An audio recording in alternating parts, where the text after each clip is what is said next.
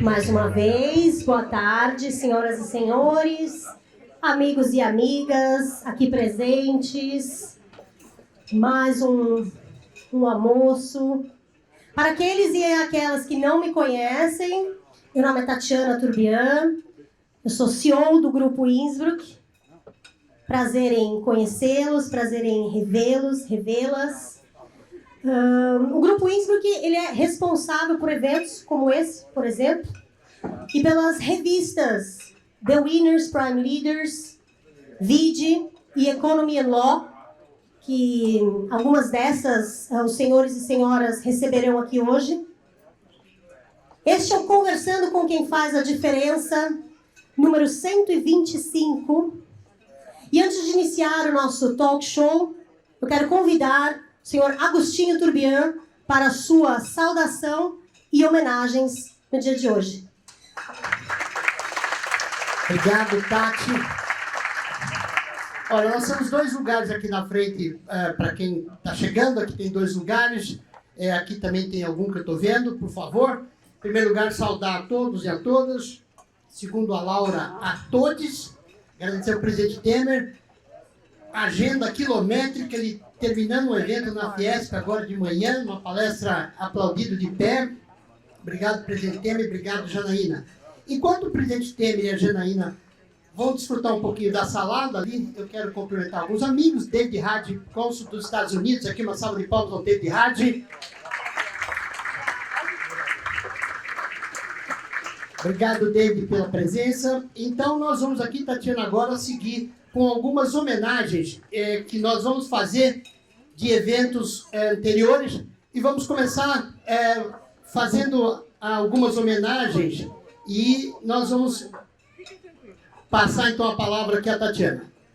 Bom, eu convido para promover a primeira homenagem do dia de hoje o senhor João Benítez, membro do Conselho do GCSM, para suas palavras. Por favor, senhor João Benítez. Uma salva de palmas para o nosso conselheiro do GCSM.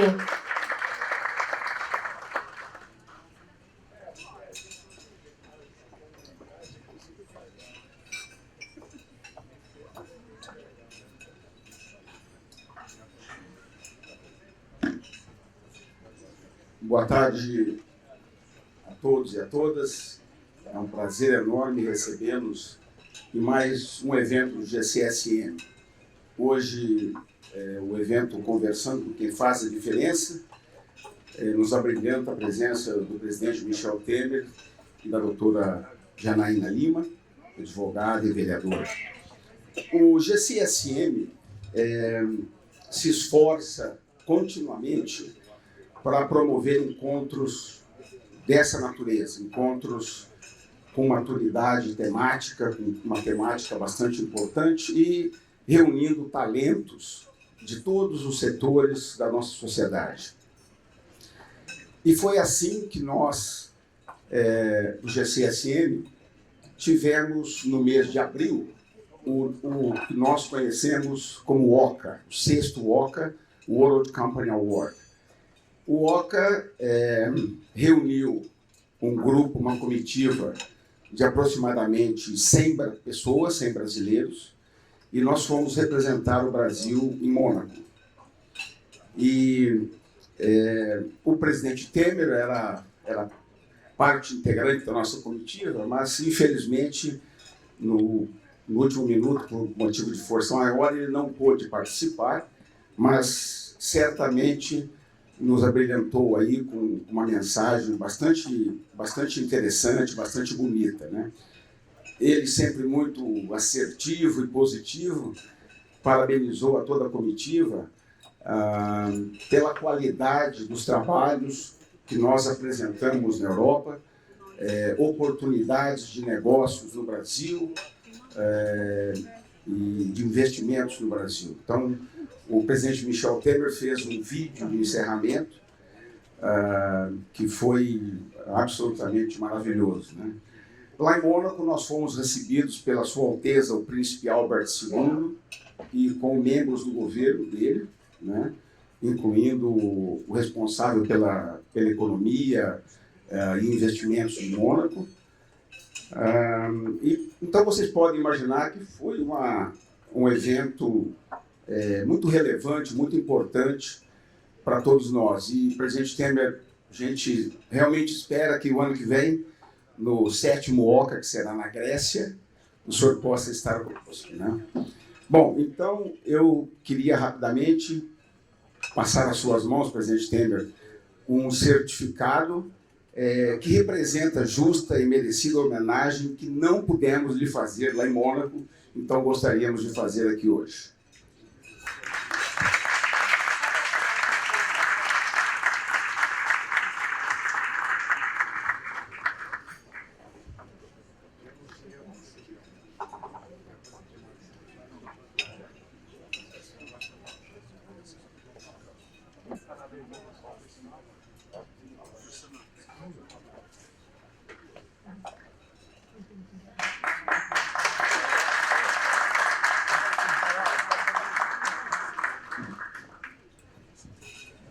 Obrigado, presidente Temer. Obrigado, João. O presidente vai ter a oportunidade de falar no seu momento, aí ele faz o agradecimento. Pode ser, presidente?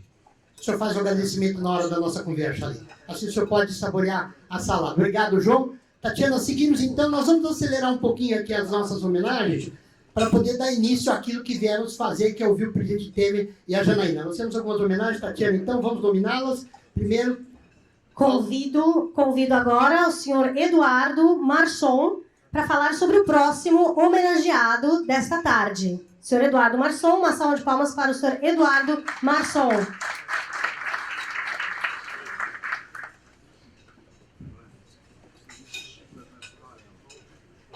Presidente Temer, doutora Janaína, muito boa tarde a todos, amigos e amigas aqui do GCSM. Agostinho Turbiano, meu amigo. Você sabe que o Agostinho é um cara que consegue juntar as pessoas. E ele junta as pessoas por motivos que a gente já conhece. Ele tem uma alma muito, muito benevolente. Quando ele me pediu para fazer essa homenagem hoje, eu confesso que eu fiquei muito emocionado, porque não é uma homenagem muito óbvia, né, Agostinho? Mas eu acho que o momento em que o Brasil vive, e eu vejo aqui uma jovem vereadora se candidatando a voos maiores aqui na perspectiva política do Brasil, eu acho que é muito justo a gente homenagear aqueles que servem ao país, que servem à República, que servem como funcionários públicos, né? Então eu tenho um prazer muito grande, assim, com muita alegria, vou falar de um amigo pessoal meu, o Orlando Gerola. Orlando Gerola, que nasceu filho de Leme, da cidade de Leme, né? Onde ele foi secretário lá de saúde, lá de Leme, teve vários cargos lá, né? E ele tem uma carreira brilhante como servidor público. No âmbito estadual, por exemplo, presidente Temer, ele foi funcionário do Hospital da Unifesp, ele foi funcionário do Banco de Sangue do Hospital das Clínicas, da SUSEM, assessor especial do secretário de Estado da Saúde, diretor do Departamento de Suprimento Escolar da Secretaria de Educação, superintendente adjunto do IPEM, depois superintendente do IPEM, secretário da Secretaria de Justiça, foi coordenador-geral de administração, assessor do gabinete do IPEM recentemente, diretor comercial da FURP, atualmente o cargo que ele exerce, né? No âmbito federal, foi subsecretário adjunto de Planejamento e Orçamento do Ministério da Saúde, assessor especial do secretário executivo do Ministério da Saúde, membro da Comissão de Avaliação de Transferência de Fundo do Controle de Endemias, enfim, foi assessor especial do ministro Serra, né? Participou de organizações ligadas ao PNUD, à Unesco, à OPAS, e foi diretor, né, da Anvisa também. Além de tudo, é biomédico e diretor conselheiro do Conselho Regional de Biomedicina e do Conselho Federal de Biomedicina. É uma honra para mim, além de tudo, agraciado com a medalha da Ordem Oswaldo Cruz, pela ciência do Brasil, né? Eu tenho a honra de chamar aqui o meu amigo, Orlando Gerola Júnior, para receber essa justa homenagem, um exemplo de funcionário público do Brasil.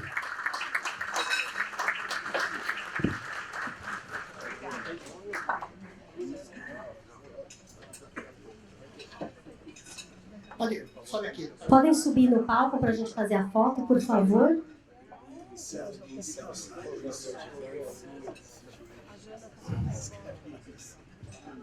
Obrigada, Sr. Orlando. Obrigada, Sr. Eduardo. Bom, recentemente realizamos o 4º Fórum Paulista de Desenvolvimento e vamos aqui prestar homenagens a alguns dos painelistas que ali estiveram.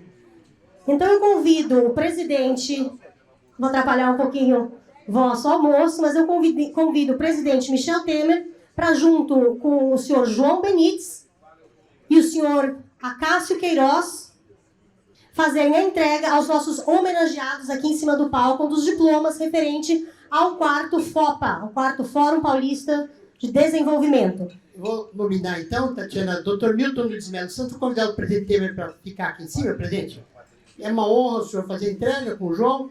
Milton Luiz Melo Santos, presidente da Secomércio. Fernando José da Costa, que é secretário de Justiça e Cidadania. E também o Silvio Pires de Paula. Por favor, tomem ali na frente. O Gilberto vai entregar o diploma ao presidente Temer. E o representante do Guti, prefeito de Guarulhos, que não pôde vir. Jesus, onde está o Jesus? Jesus, por favor, tome lá o seu lugar, ao lado ali do Fernando José da Costa.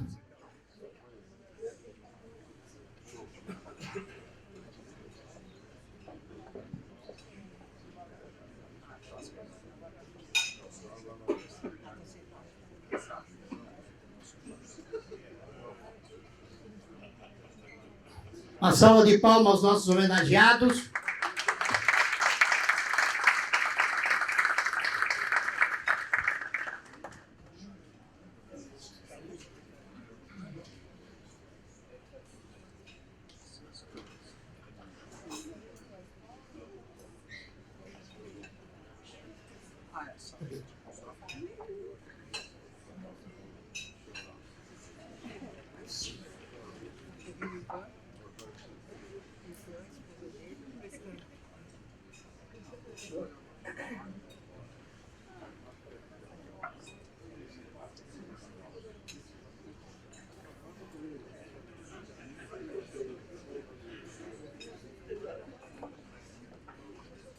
Obrigado aos nossos homenageados. Mais uma salva de palmas.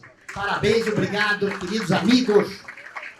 É um gesto de reconhecimento, portanto, que esses cidadãos fazem em seus respectivos cargos públicos pelo Brasil.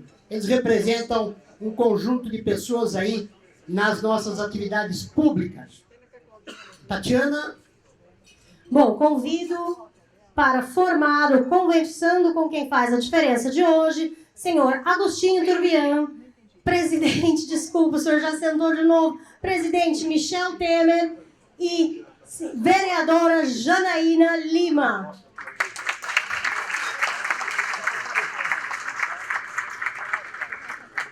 Pedindo a gentileza de um tema importante, que é o silêncio, para que a gente possa debater. David conversava ali um pouquinho, presidente David Hadi, querido amigo, cônsul americano, preocupado com o Brasil, de algumas questões, e eu vou usar um termo, Janaína, que o presidente Temer usa muito. Mas para aquecer, a gente começar aquecido, churrascaria, carne quente, presidente, sem embargo, o que a gente tem que fazer, como e onde para o senhor ser a via alternativa à presidência da República?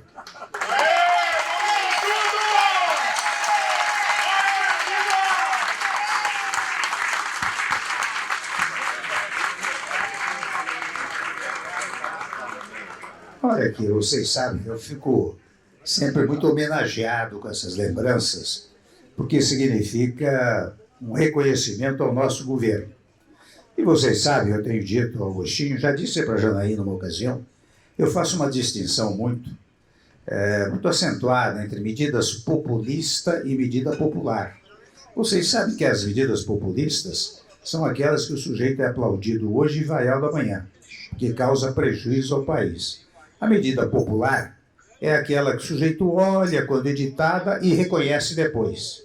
Eu tenho a impressão de que eu produzi medidas populares, que agora, de uns tempos a esta parte, estão sendo reconhecidas. E, portanto, reconhecidas que são, Fernando, você sabe que tem vindo muita gentileza dessa maneira que o Agostinho acabou de mencionar e que gentilmente foi aplaudido pelo auditório, né?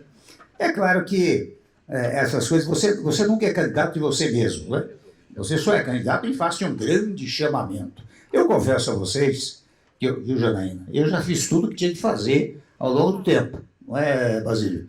Já fui presidente da Câmara 3 vezes, secretário de Estado várias vezes aqui, procurador-geral do Estado, presidente da Câmara 3 vezes, vice-presidente, presidente da República. Isso não está no meu horizonte, confesso que não está no meu horizonte. Mas eu sinto hoje interessante, viu, Aldo? Eu sinto um chamamento, assim, coisas como esta que aconteceram aqui, a todo momento ocorrem, né?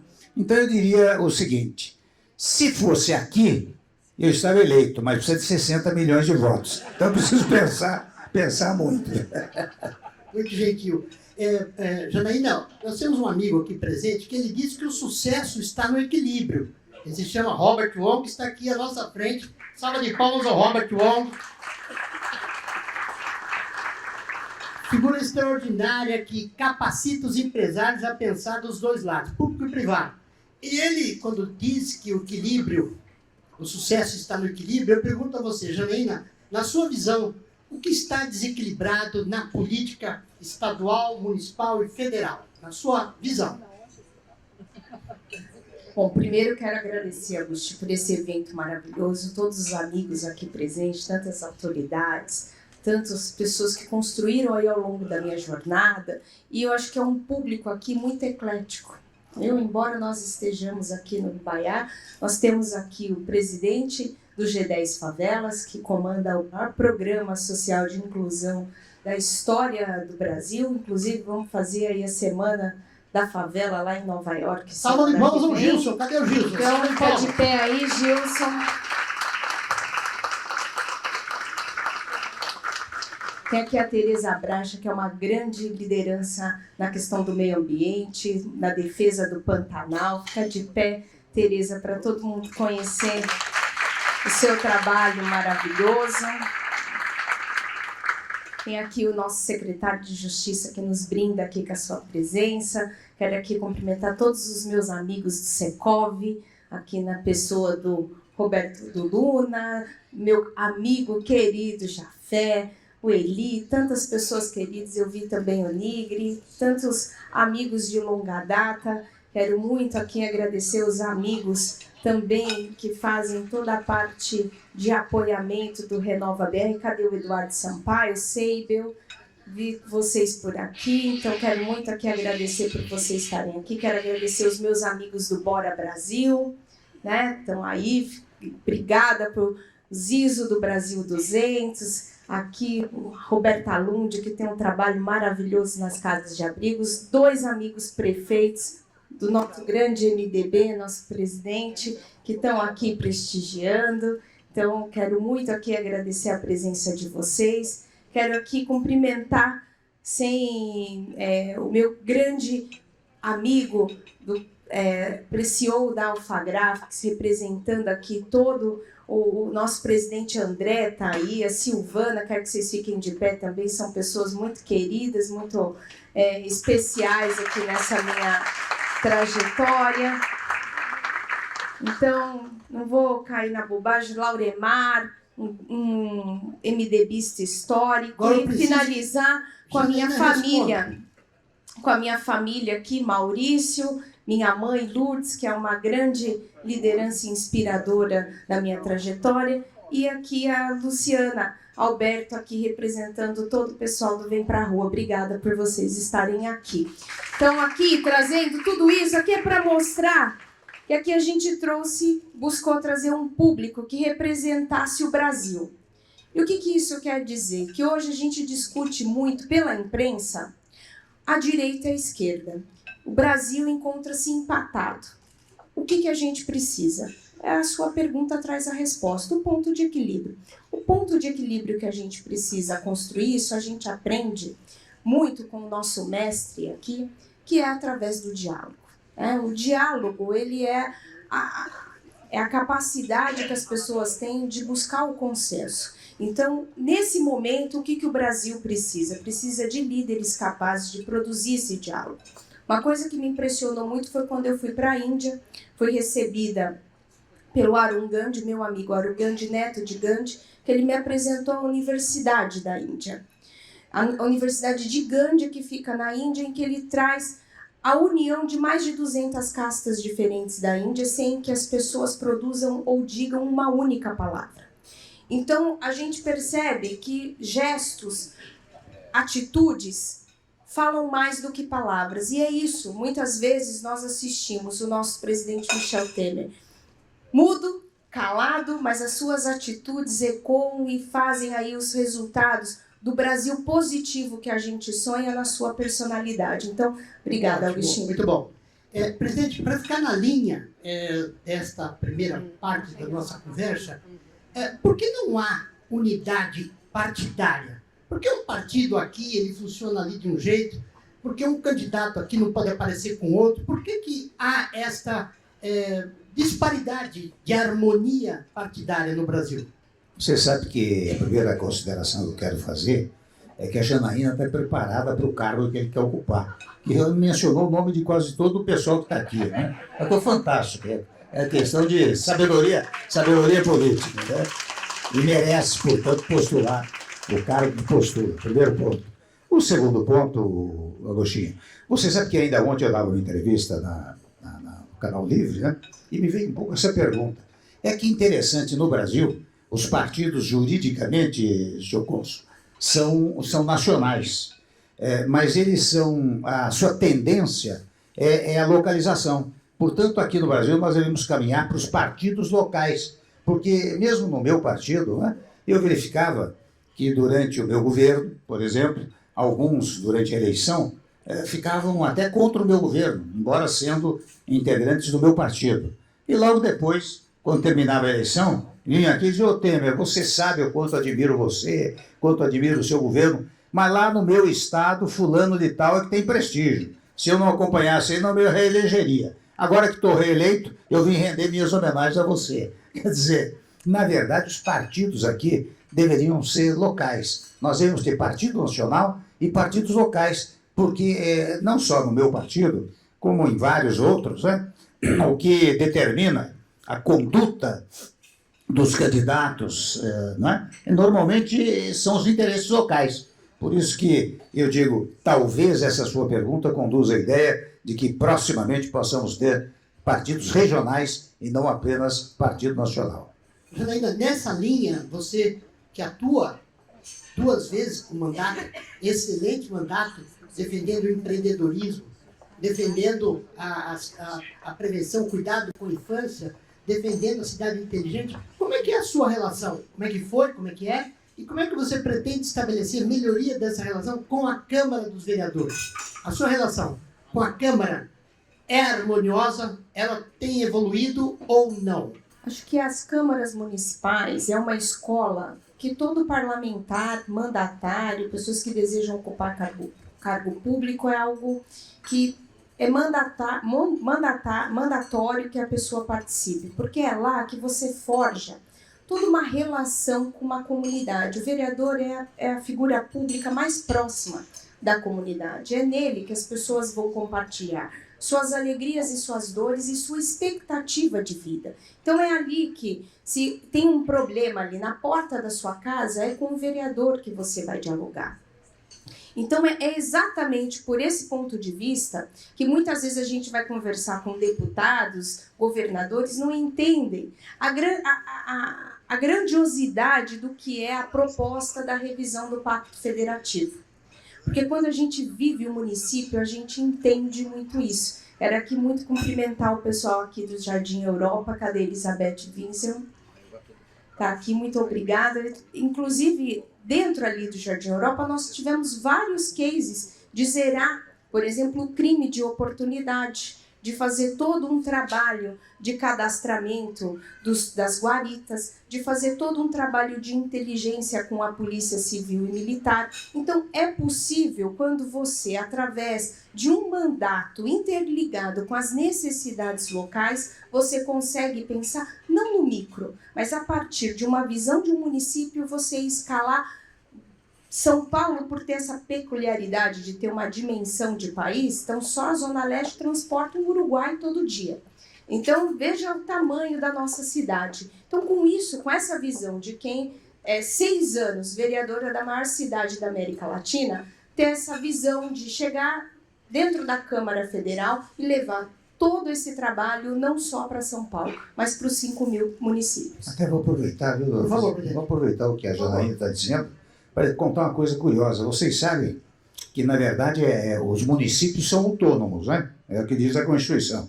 Tem leis próprias, hoje tem até Constituição própria. Mas é interessante, viu, Janaína, que no Brasil, mesmo no Brasil colônia, ainda o Brasil colônia de Portugal, as chamadas vilas e cidades, nós aplicávamos aqui as ordenações do reino português, não tínhamos ainda caminhado para a independência, né?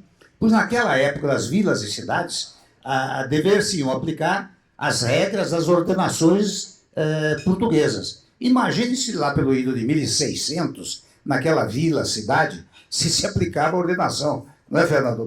O que se aplicava eram as realidades locais. Então tinha alguém que dirigia o município, tinha conselhos que discutiam os problemas daquela comunidade. E é interessante, meu Rosinho, que em face da grande religiosidade do povo português, essas vilas, elas se formavam em torno, normalmente, de uma capela, né? Em face da religiosidade do povo português. E ainda hoje, interessante, quando eu saio aí pelo interior, seja aqui em São Paulo e outros locais, eu vejo uma pequena igreja e muitas vezes os vizinhos vão se avizinhando, acabam até formando uma cidade. E veja que a autonomia municipal definitiva só se deu lá na frente, com a Constituição, mesmo em 1824, não se deu essa autonomia. Ela se deu em definitivo com a Constituição de 88. Quando a Constituição de 88 disse que os municípios poderão ter as suas constituições próprias. Porque antes, a chamada Lei Orgânica dos Municípios era uma lei estadual, que não atendia as chamadas peculiaridades locais, porque cada município tem as suas peculiaridades. Como é que uma lei estadual vai atender a todas as peculiaridades locais? Por isso que é interessante a autonomia municipal, isso que diz a Janaína, não é, Vinícius? Ela é anterior à própria independência do Brasil, não é? Quando, volto a dizer, vilas e cidades governavam-se a si próprios. Portanto, quando veio a ordem jurídica e se estabeleceu que o município é autônomo, só fez, na verdade, constatar uma realidade fática, né? É verdade. Bom, o senhor já cumprimentou o Vinícius Luber, que foi seu ministro, uma salva de palmas, Vinícius Luber aqui presente. Figura extraordinária aqui em São Paulo, foi presidente da Embratur, foi ministro de Turismo, secretário de Estado de São Paulo de Turismo. E aí, Janaína, que eu fiz a questão, porque às vezes, em algumas conversas com o Tony Sando, que é o presidente da São Paulo Convention Visits Bureau, é um querido amigo, vem a questão, e fiz essa pergunta na Câmara, sobre, presidente Temer e Janaína, sobre os moradores de rua. Nós estamos falando com paulistas e paulistas importantes, e eu queria colocar isso a você, Janaína, por isso fiz a pergunta. Quanto pesa para você, e essa é uma resposta importante para nós, a solução do morador de rua versus a gente construir uma cidade, está aqui o Luna, presidente do Secov, uma cidade bonita e elegante.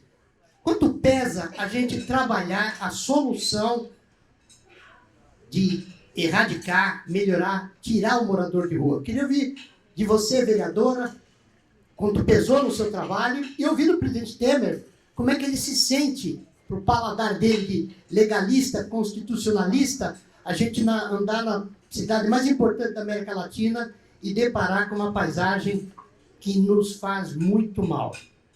Janaína. Bom, primeiro um presente essa pergunta, porque a gente tem a oportunidade de mostrar tudo que o prefeito Ricardo Nunes tem feito nesse sentido, que realmente ele tem atuado de uma forma bem enérgica na Câmara Municipal. Inclusive eu apresentei o Fórum Social da Cracolândia. Todos os problemas de uma cidade da dimensão de São Paulo são muito desafiadores. E o morador de rua, todas as grandes cidades, na proporção de São Paulo, enfrenta isso. Você chega, por exemplo, em São Francisco, que é a cidade da inovação empreendedora, em que você conecta. Tive a oportunidade de conversar com o Google, com a maior incubadora do mundo, que incuba vários projetos incríveis, mas você anda 2 quarteirões à frente, você encontra o desafio de uma cidade com aquele desenvolvimento do morador de rua. Você anda nas ruas de Nova York, quando foi homenageada na ONU. 2 ruas, também 2 quadras acima da ONU, você encontra uma grande concentração de moradores de rua. Então, isso é um problema mundial, em que várias cidades buscaram soluções. Claro que teve soluções que se despontam, como Chicago, por exemplo. A iniciativa que eles tiveram? Darem uma bolsa para o morador de rua, para que ele cuidasse do cachorro. Ele melhorou a qualidade de vida do morador de rua e também resolveu a questão dos cachorros abandonados. Então, assim, um exemplo que a gente até chegou a estudar logo que o Dória foi eleito, mas foi uma medida que a gente percebeu que teria alguns impasses de implantação. Hoje, na cidade... Mas eu queria só te interromper um pouquinho de passar para o presidente Temer. Eu queria fazer uma provocação. Nós estamos aqui com alguns amigos que representam o mercado da construção civil. Você não acha, Janaína, que já passou da hora de nós, vocês, sociedade civil organizada, isso, homens públicos, de dizer o seguinte: vamos botar uma lei de que o empreendedor, capital, precisa de respeito. Ó, o senhor pode fazer o que o senhor quiser naquela área lá. O que o senhor quiser, metro quadrado, subir, essas ocupações, ali o senhor faz o que o senhor bem quiser, mas vai me entregar uma outorga e vai resolver um problema social da região que a prefeitura não consegue resolver, que a prefeitura não está conseguindo resolver. Não é hora da gente defender uma tese maior do tipo: é preciso dar ao empresário que está fazendo. Você desce a Rebouças, você vê uma nova Rebouças, uma nova Augusta saindo.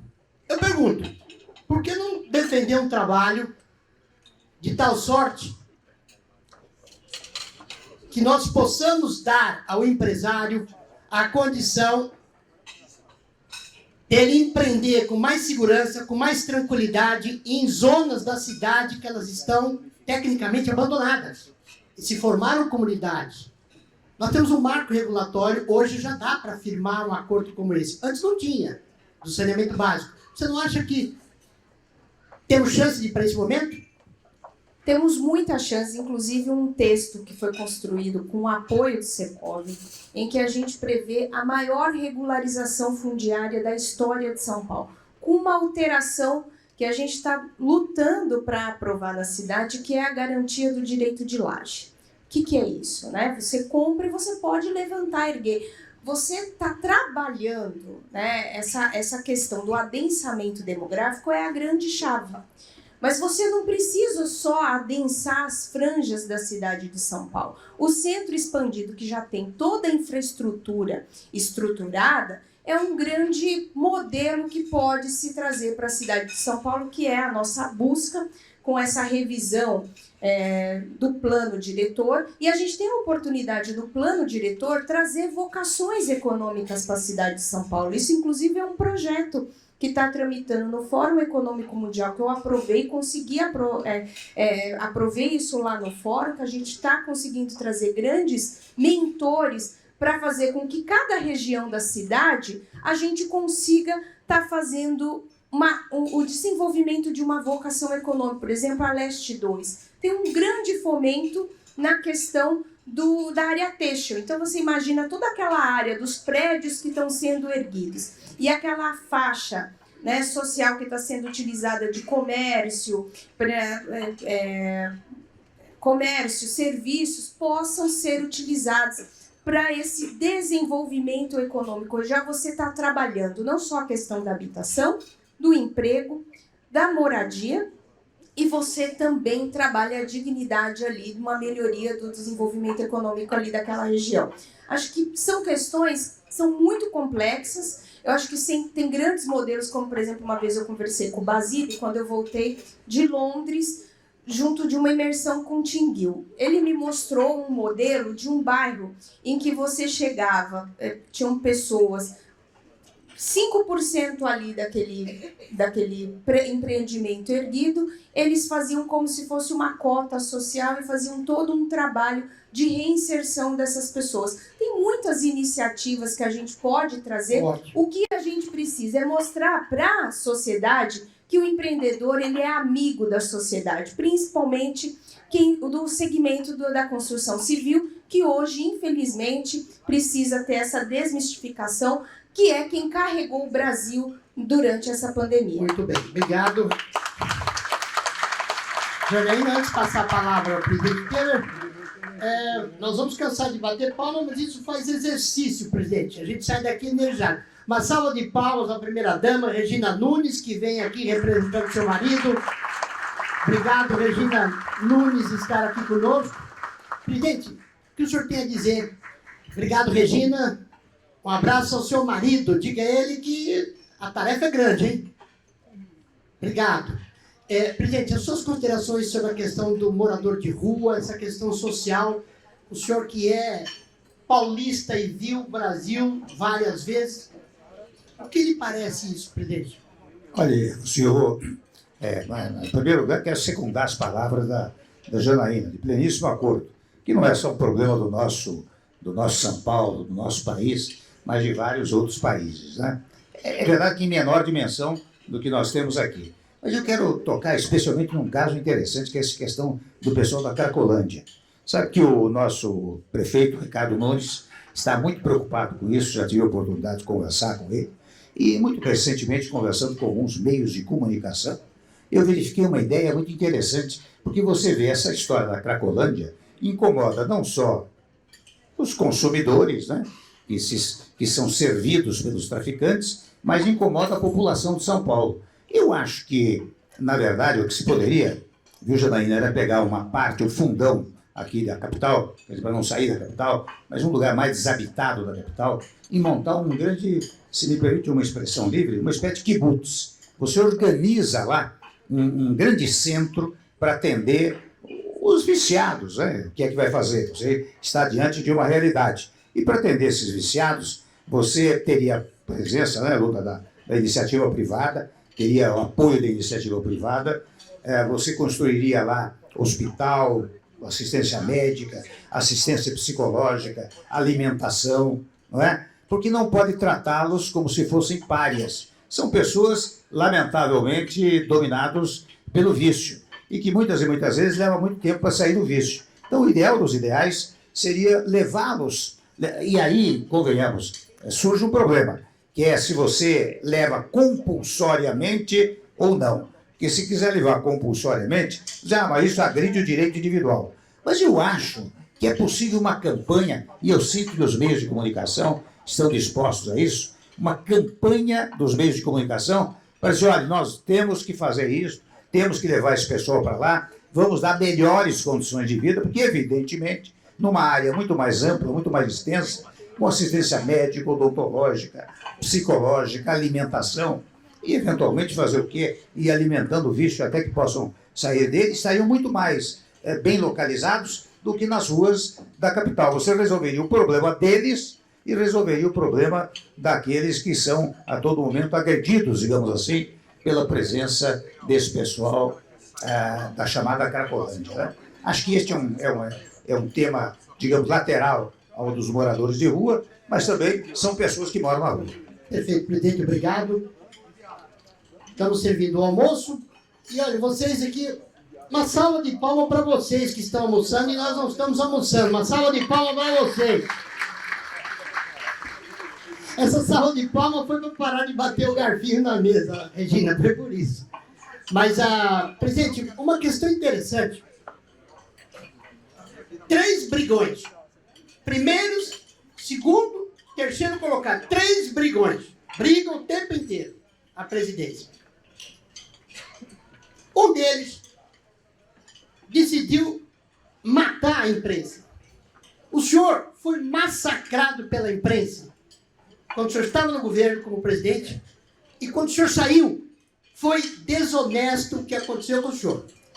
E o senhor é o maior defensor da imprensa nesse país. O senhor não tem raiva, não ficou com raiva? Ou por que eles têm raiva da imprensa?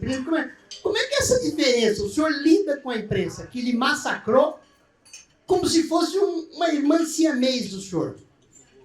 O senhor dá entrevista para todos, o senhor já me mostrou lá, atendeu a jornalista, no final ela escreve lá, que teve um episódio X na vida.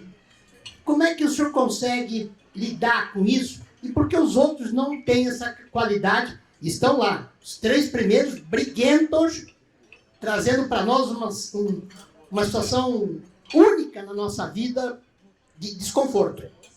É porque, viu, Luci, eu sou um cumpridor rigoroso da Constituição. Você sabe o que dá segurança para as pessoas? É saber que você cumpre a ordem jurídica nacional.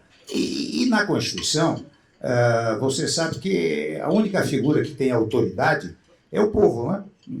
As demais autoridades, presidente, senador, deputado, vereador, ministros, né? São autoridades constituídas e, portanto, são autoridades secundárias. E por que autoridades secundárias? Tem que cumprir a vontade da verdadeira autoridade, que é o povo. E onde é que o povo expressa a sua vontade? Na Constituição. Não é? Esta é a expressão da vontade popular. Então, as autoridades constituídas têm que cumprir rigorosamente o que está na Constituição. Muito bem. Você sabe que a Constituição não fala em liberdade de imprensa, ela fala em liberdade de informação. Porque a liberdade de informação é fruto do Estado democrático, em que todos têm o direito de saber tudo o que acontece no país. Então, a liberdade de imprensa ela é conteúdo de um continente chamado liberdade de informação. E como ela é conteúdo desse continente, você não pode impedir a informação. A imprensa, às vezes, pode tomar caminhos equivocados, certo e seguramente, em um ou outro momento, tomou caminho equivocado em relação a mim. Mas você não pode, também aqui eu acrescento, impedir a chamada liberdade de expressão. Sabe por quê? Porque você tem no sistema normativo os instrumentos necessários para combater o que a liberdade de expressão causa a você. Vamos dizer, você jornalista me agride de alguma maneira. Eu tenho o direito de processá-lo por injúria, calúnia, difamação. Eu tenho o direito de pleitear uma indenização por danos morais. Portanto, não há como impedir a liberdade de expressão. E tanto é verdade o que eu estou dizendo, que a liberdade de imprensa faz parte deste continente chamado liberdade de informação, que você tem na Constituição o chamado direito de resposta. O que é o direito de resposta? É para completar a informação. Então você veja que para você conduzir o país, uma sociedade multifacetada, não é? Você tem que respeitar a imprensa, não por causa dela. Você não está respeitando o jornalista, o dono da empresa de comunicação. Está respeitando o direito que o povo tem de ser amplamente informado sobre tudo o que acontece no país. Por isso que, sem embargo, muitas e muitas vezes, de imprensa fazer esta ou aquela crítica, eu jamais dei a menor atenção a isso. Acho que é dever chegar ao final e saber que você está cumprindo a Constituição Federal. E só para contar um episódio aqui no final do meu governo, viu, Janaína? Quando nos últimos meses do governo, último mês, a imprensa me entrevistava e alguém me perguntava: o que o senhor vai sentir falta aqui do governo? Eu disse, eu vou sentir falta do fora Temer, porque estarei fora, né? Muito bom, obrigado, presidente. O senhor fez falando um pouco de educação, o senhor fez uma grande reforma no ensino médio, da qual sucessores dão sequência e dizem que é marco legal deles. Janaína teve um marco legal aqui no município da primeira infância. Então, eu queria colocar para você, Janaína, nesse tema da educação, que é tão importante, é tão discutido nos 3 estados, municipal, estadual e federal, como é possível que esses trabalhos se integrem, municipal, estadual e federal, com propostas que visam a melhoria da qualidade para aqueles que vão assumir o comando do nosso país? O jovem. Bom, primeiro eu só gostaria de dizer, presidente, que a sua conduta diante da imprensa só revela a envergadura do seu caráter. Então, quer dizer assim, que eu me sinto honrada de estar aqui ao seu lado, diante de todos os desafios, a forma como você conduziu seu governo e os resultados que estão aí, beneficiando os 200 milhões de brasileiros, graças a essa sua determinação e persistência. E esse exemplo do marco legal da primeira infância é uma coisa que eu tenho muito orgulho, e isso só foi possível ser feito, o alcance do trabalho que teve no município, por conta do programa Criança Feliz, o maior programa social que já existiu no Brasil. Porque, infelizmente, o Brasil ele tem a capacidade de formatar projetos e programas assistencialistas, que não garantem a porta de entrada ou garantem um horizonte de um Brasil próspero. E o Criança Feliz foi certamente o maior programa de inclusão social que o país já teve. E quando foi aprovado o Marco Legal da Primeira Infância, que eu tenho muito orgulho, presidente, a única lei no Brasil apoiada por um prêmio Nobel. Quando James Heckman veio para São Paulo, gravou um vídeo e falou: essa sua lei vai mudar a vida de muitas crianças. E hoje, né, Regina, a gente assiste a cidade de São Paulo fazendo cirurgias intrauterina, né? Ou seja, a criança já nasce com a sua condição de saúde restabelecida, pronta para o seu desenvolvimento, é algo assim que nos enche de orgulho. E é possível, porque com a minha lei, o governo federal mandou 1 mês e meio após a aprovação foi dia 4 de outubro, no dia de São Francisco, qual eu sou devota, e no dia 15 de dezembro chegou 28 milhões de reais do governo Temer ao município de São Paulo para a implantação do Plano Municipal da Primeira Infância, do qual eu sou autora. Então, fiquei muito feliz e é isso que a gente percebe. E quando a gente fala em outras questões, em outras faixas etárias, como a gente vai falar do ensino fundamental e do ensino médio, a revisão que o governo Temer iniciou já foi um grande avanço. Mas hoje a gente tem uma educação que não dialoga nem com o mercado de trabalho e nem com as perspectivas individuais desse jovem, desse adolescente. Porque as grandes competências, os soft skills, né, as novas competências socioemocionais, que é o que o mercado hoje mais valoriza, a criança não aprende, nem o adolescente na sala de aula. Então, uma criança ela não sabe fazer um business plan, não sabe como apresentar, fazer um pitch curto para uma plateia como essa, ela não consegue elaborar um bom currículo. Então, são todas habilidades que são importantíssimas e que precisam ser incluídas, por isso que eu aprovei o empreendedorismo nas escolas, que garante tudo isso e uma visão buscando construir uma nova geração ISD. Presidente Temer, alguma consideração sobre a fala da vereadora? Corretíssimo, de pleno acordo com o que você registrou. Realmente esse plano nacional, Criança Feliz, ela é liderado pela Marcela, né? E teve um sucesso extraordinário. Foram milhões de pessoas atendidas. Até eu tinha me esquecido, Janaína, que nós tínhamos mandado esses 28 milhões para cá. De vez em quando a gente vai fazendo coisa do governo e não se recorda de todas elas, né? Veja que e cuidar da criança hoje é uma coisa fundamental. Como toma a liberdade até de dizer, eu digo isso com muito orgulho, a minha filha conduz um instituto chamado Liberta, que cuida da combate à violência sexual contra criança e adolescente. Vocês sabem que ela foi chamada pelo Papa, esteve 45 minutos com o Papa um mês atrás, mais ou menos, 3 semanas atrás. O Papa queria conhecer o projeto, Luna. E hoje até a Folha reproduz uma fala do Papa dizendo: olha, vocês não escondam se houve violência, abuso, violência da mais variada natureza, né?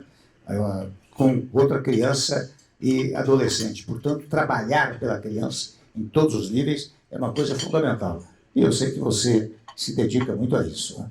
Olha, então, Uma salva de palmas a Luciana Temer, grande empreendedora nessa área. Visitem o Instituto Liberta, que é um trabalho extraordinário. É emocionante, difícil de ler e ver o que ela trata. É impossível se imaginar que não se faça nada, e ela faz muito por isso. O senhor está de parabéns, presidente. Vamos falar um pouquinho de economia aqui, algumas coisas importantes. O senhor tem aqui um ministro da Justiça, Torquato Jardim, que foi seu ministro aqui do lado. Torquato Jardim, uma salva de palmas para esse ministro eterno, nosso amigo. E olha, para quem não sabe, ele escolheu essa mesa para sentar aqui do lado do Milton, do Antonino e do Fernando, e do Orlando ali, que é a mesa dos charuteiros, viu, Dorival? Dorival, presidente, nós vivemos num país maluco, bom. Dorival foi presidente da Serasa, foi presidente da Boa Vista, investe há vários anos, Dorival Dourado, em startups, estimulando, Janaína, esses jovens talentosos que estão inventando economias exponenciais que a gente jamais podia imaginar e estão solvendo uma série de problemas. A Laura aqui com a Pluri, na Diversidade e Inclusão, e ESG. Então, parabéns, Dorival, pelo seu trabalho. Parabéns mesmo. Bom, o presidente Temer criou o teto de gasto. O ministro Torquato Jardim estava lá, assinou, juntou, belo trabalho. Você aqui no município fez a reforma da Previdência, ampliando os pontos, trazendo essa questão para as PPPs, parceria público-privada. Como vocês veem, Janaína e presidente Temer, essas ações e como elas podem se desenvolver, ampliar a capacidade de movimento da iniciativa privada no Brasil?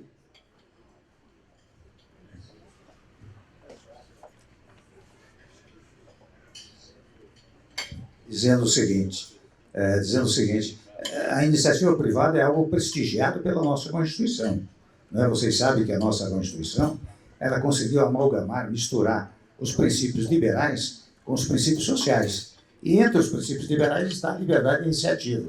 E vocês vejam que, ao longo do tempo, né, até curioso, quando vocês examinam a evolução da administração pública, vocês sabem que lá atrás, por exemplo, 60 anos atrás, só havia a chamada administração direta. Num dado momento, percebeu-se que era preciso agilizar a prestação da administração pública. Criaram-se as chamadas autarquias, que é a administração indireta. Mais adiante, verificou-se que era preciso dar mais um passo. Criaram-se, então, as empresas públicas e sociedades de economia mista, já usando até regras do direito privado, que é para agilizar a prestação de natureza pública. Mais adiante, percebeu-se que era preciso avançar mais ainda. Daí surgiram as autorizações e concessões. Quer dizer, o poder público começou a autorizar e a conceder os serviços públicos para a iniciativa privada. Mais adiante, verificou-se que o ideal era privatizar determinados setores. E daí caminhamos para as privatizações. Portanto, compativelmente com o texto da Constituição Federal. E o cotidiano, a experiência, demonstra que toda vez que há uma privatização, o serviço melhora. Então, privatizar é uma coisa importantíssima, né? E por isso que, seja na União Federal, seja no Estado, seja no município, o poder público não tem condições de cuidar de tudo sozinho. Ele tem que trazer a iniciativa privada para colaborar com o poder público. E, naturalmente, iniciativa privada que é também ter os seus lucros, as suas vantagens financeiras. Isso deu resultado. Deu resultado no Brasil. Eu sei que o nosso Ricardo Nunes pensa muito nisso também, não é? Mas que é algo que deu resultado, deve ser levado adiante. Janaína. O presidente trouxe pontos assim que norteiam, né, todo o conceito de parcerias público-privadas. Inclusive, isso foi uma coisa que teve muito destaque na sua atuação como presidente.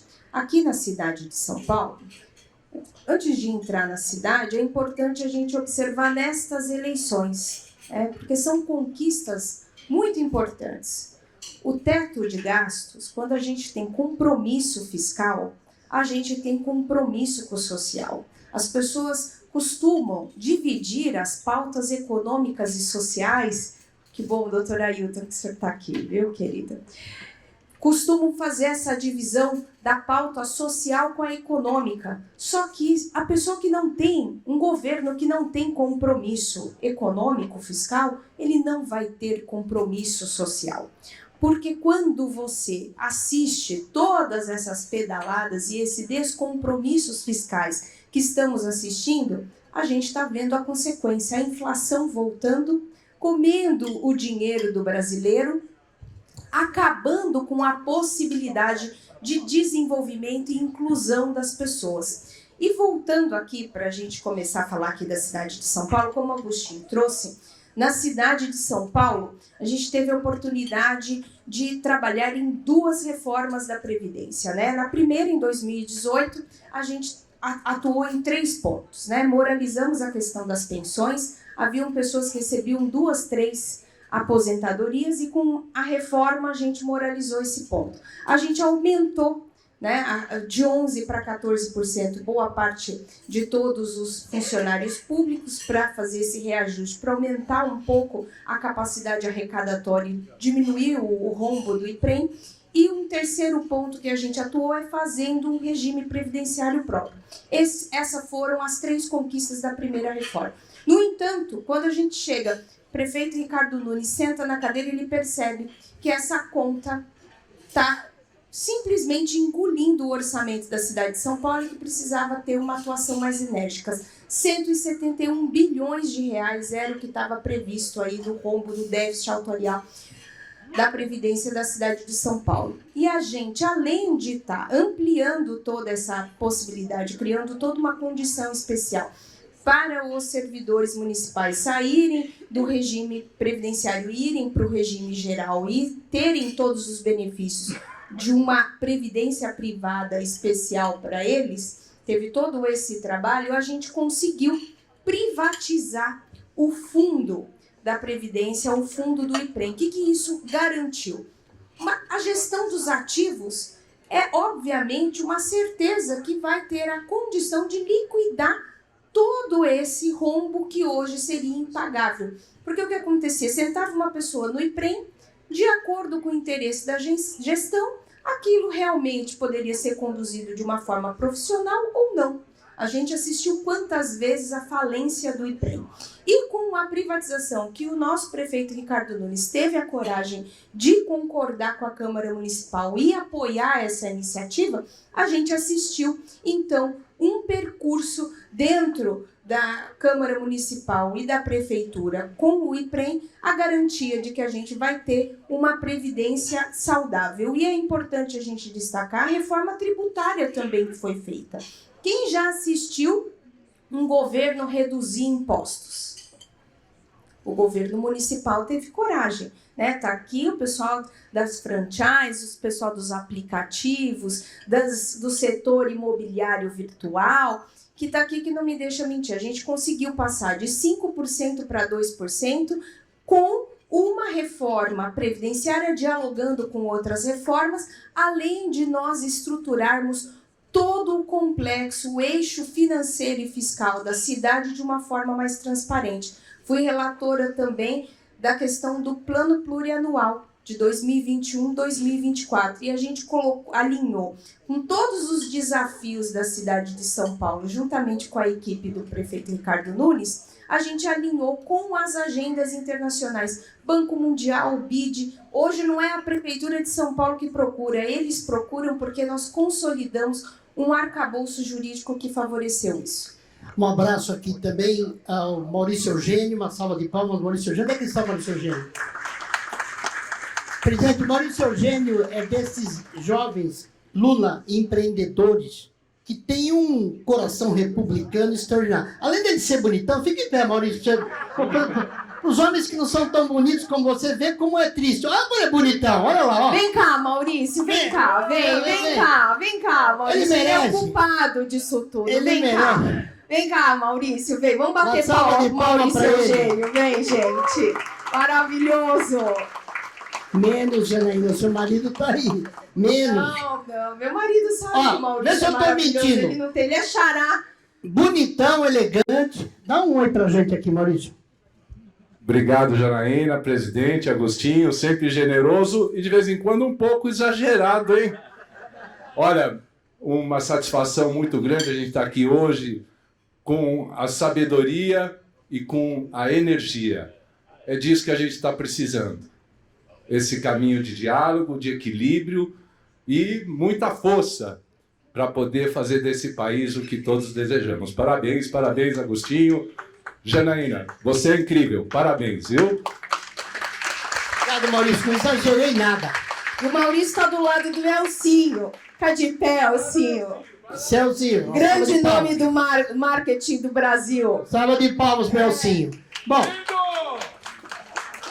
é o lindo Antônio Mesquita que gritou ali, o Roberto Trossius que está aqui com a gente, Mauro Orlandini, um grande líder da cidade de São Paulo, presidente, que é o Fauzi Ramouchi, que preside a CAVE, que é uma das organizações mais liberal no seu trato, a condução que ele dá aos convidados. Uma salva de palmas ao Fauzi Ramouchi. Fauzi Ramouchi. Ele aqui do lado do César Romão. Então nós vamos seguir também a Núbia Lentes presente aqui. Muito obrigado. E outros tantos. Eu cumprimento a todos com esses que acabei de cumprimentar. E nós temos 10 minutos finais. E esses 10 minutos finais eu pedi à Janaína e ao presidente Temer perguntas. Eu vou fazer perguntas mais rápidas. As respostas mais rápidas. Para que a nossa audiência possa nos aplaudir e o presidente consiga almoçar. Janaína e presidente Temer. Tecnologia.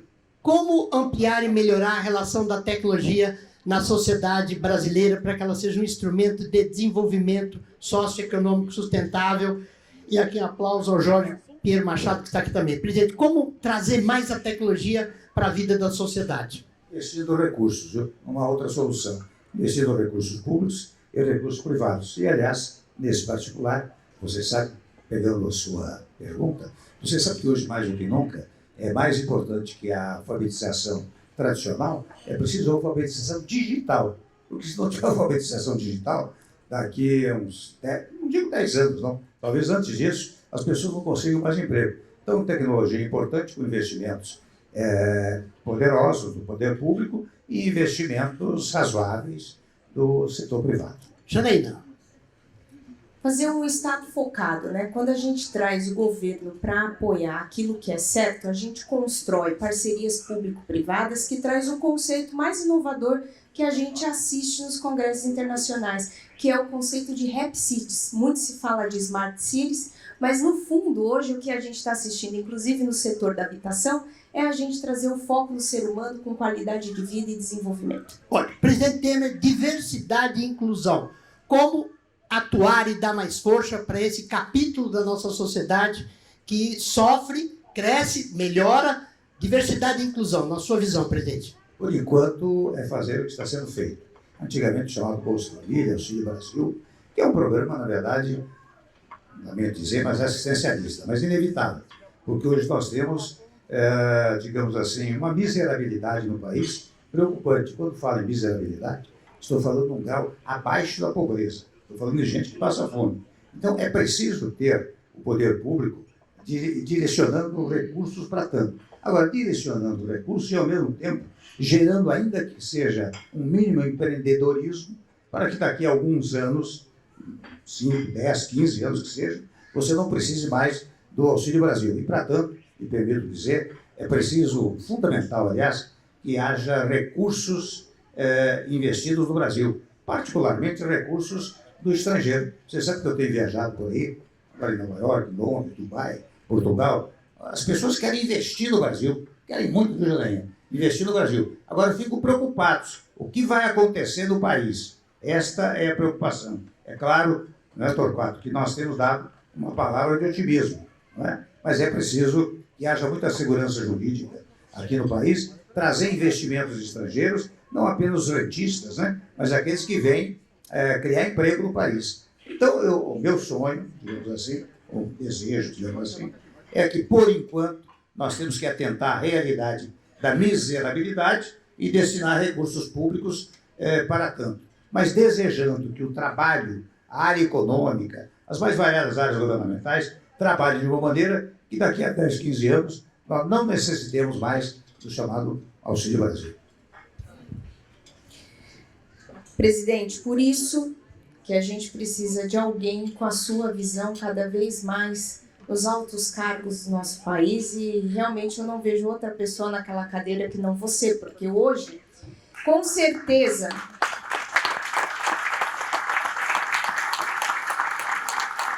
se esse país estivesse sendo conduzido por Vossa Excelência, o que nós estaríamos assistindo? Um projeto que, sim, garante a porta de entrada das pessoas nesse momento difícil, um governo, um Estado que acolha as pessoas, que garanta a sua dignidade, comida na mesa do brasileiro, que é o mínimo, é o básico que a gente espera num país rico como o nosso, país que alimenta o mundo.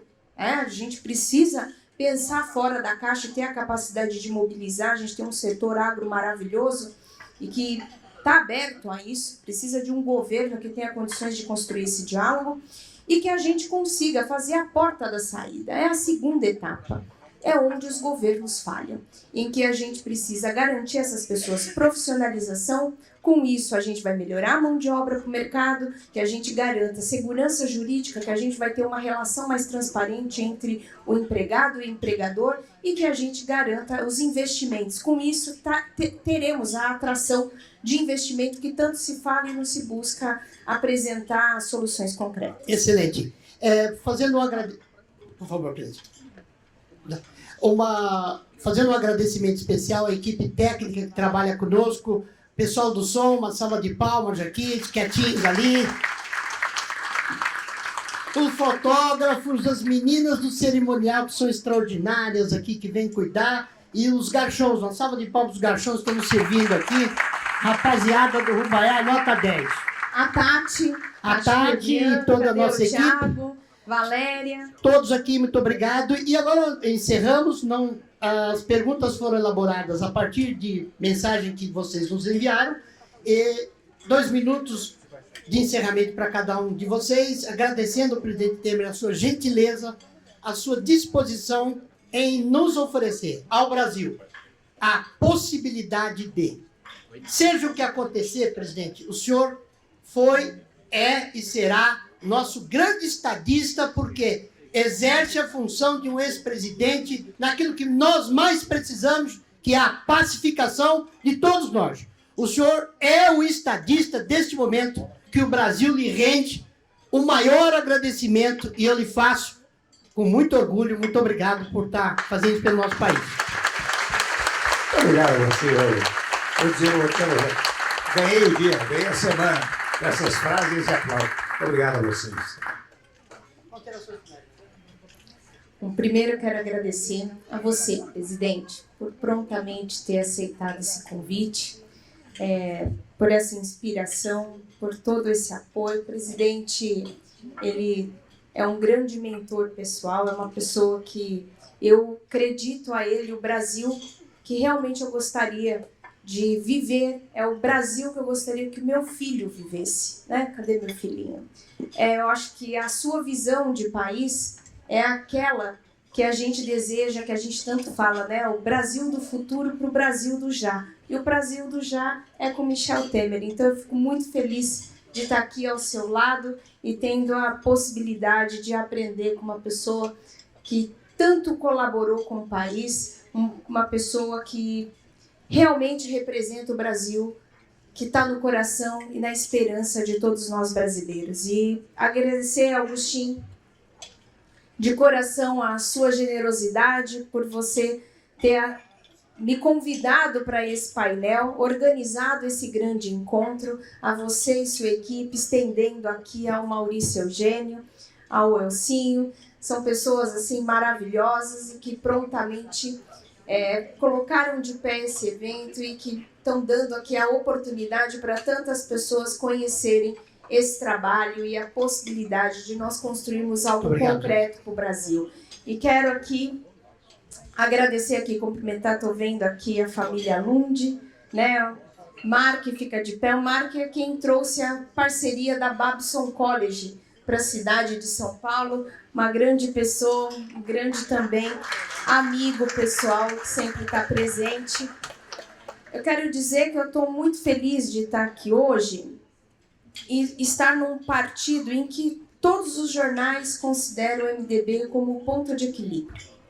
É o partido que ergueu a nossa Constituição pelas mãos de Ulisses Guimarães e sou fruto, né? Eu sou dessa geração constitucionalista. Então, eu fico feliz de nós estarmos aqui debatendo um Brasil que respeita as leis. Um Brasil em que todos se colocam abaixo da lei, não acima das leis. Em que a gente discute, dialoga e sonha com um Brasil diferente. Meu avô, quando ele estava no leito de morte, ele me chamou, ele sentiu que ele estava nos últimos dias e ele disse uma coisa para mim, presidente. Falou assim, minha neta, tá passando um filme na minha cabeça de tudo que eu construí. E a gente sabe que quando chega esse momento, é porque a nossa missão foi cumprida. Eu queria te fazer um pedido. Quando chegar o seu momento, faça valer a pena. Então eu quero aqui agradecer a presença de cada um de vocês, por vocês terem construído mais um capítulo aqui da minha história, que está fazendo valer a pena. Obrigado, Janaína, uma salva de palmas, muito obrigado. Presidente, a liturgia da casa, a palavra é do senhor, depois do senhor ninguém mais fala, está encerrado o nosso evento, vai ser a última salva de palmas, é para o senhor e a Janaína, a palavra do senhor. O Agostinho é autoritário, né? Você viu que depois de mim ninguém fala. Mas eu quero dizer da satisfação que eu tive, Agostinho, estar ao lado da Janaína, que revela-se em todos os momentos uma figura com uma potencialidade política extraordinária, já comprovada no presente momento, e certa e seguramente será comprovada mais fortemente mais adiante. E dizer a vocês todos, né? Vocês aqui são muitos empresários, a grande maioria empresários, o senhor cônsul americano, David, né? David Hodge, está aqui conosco. É uma palavra de otimismo, porque nós aqui no Brasil estamos muito pessimistas. Não é? Ainda agora eu fazia uma palestra lá na Fiesp, juntamente com o Rubens Barbosa, embaixador Rubens Barbosa, e o tema era as relações internacionais. E nós temos que nos pautarmos pelo otimismo e não pelo pessimismo. Nós somos muito pessimistas no país. O Brasil já passou por crises as mais variadas, sociais, econômicas, políticas, né? Quando assumiu o governo, o PIB era negativo em 4%, um ano e 4 meses depois era positivo em 1,3%. Então, o Brasil, a capacidade de recuperação do Brasil, Vinícius, é uma coisa extraordinária. E por isso que a minha última palavra é o seguinte, viu, Fausto? Saiam daqui otimistas, que vocês são os construtores do Brasil, ao lado da Janaína.